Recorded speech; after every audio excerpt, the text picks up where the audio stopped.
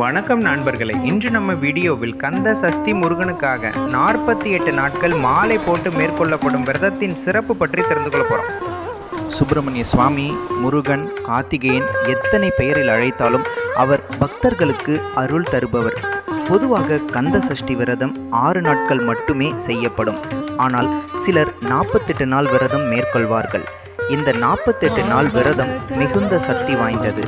பக்தர்கள் மாலை அணிந்து தீட்சை எடுத்து விரதம் மேற்கொள்வார்கள். இது மன வலிமையும் உடல் சுத்தத்தையும் ஆன்மீக முன்னேற்றத்தையும் தரும். விரதம் தொடங்கும் நாளில் முருகன் கோயிலில் மாலை அணிந்து தீட்சை எடுக்க வேண்டும். அடுத்த 48 நாட்களும் அதிகாலையில் எழுந்து குளித்து முருகனை வழிபட வேண்டும்.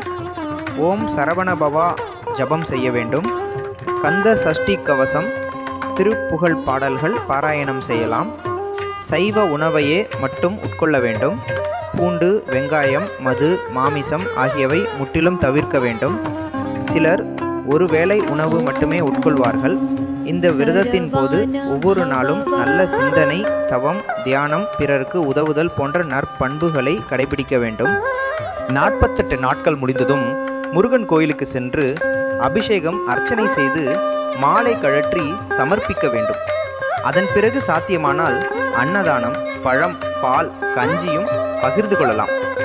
இந்த வருடம் 2025இல் 48 நாள் விரதம் ஆகஸ்ட் 10ஆம் தேதி தொடங்கி அக்டோபர் 27ஆம் தேதி நிறைவடைகிறது.